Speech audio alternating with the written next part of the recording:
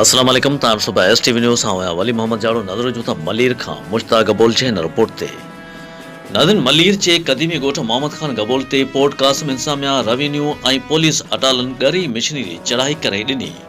गोठाणा लठियों ऐं लोही सीको खणी मज़ामत कंदा घरनि खां ॿाहिरि निकिरी आया। पुलिस गोठाण मथां फायरिंग लठबाज़ी शुरू करे ॾिनी। गोठाण तरफ़ां पथराव करण ते पुलिस एहलकारनि समेत गोठाणा मोहम्मद खान, हाजी बाबू गबोल, जानी गबोल, हाजी मोहम्मद अब्दुल खालिक ऐं औरतूं सख़्त ज़ख़्मी थी पयूं।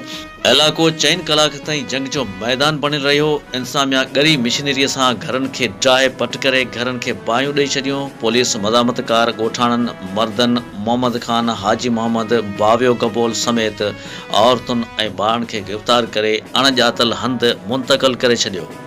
इंतज़ामिया गोठाणनि जूं रिढूं, ॿकरियूं ऐं चौपायो माल पुलिस वैन ऐं डार्सन में भराई करे खणी वई। रिपोर्टिंग करण लाइ पहुतल साफ़ी, इनायत शाह, मंज़ूर सोलंकी, शहज़ादो मस्तोई, मुश्ताक गबोल ऐं ॿियनि खां कैमरा फुरियूं वयूं ऐं खेनि तशदुद कयो वियो। उन सिलसिले में गोठाणनि साफ़ियुनि खे ॿुधायो त असां ॼाणायल ॻोठ में सदियुनि खां आबाद आहियूं।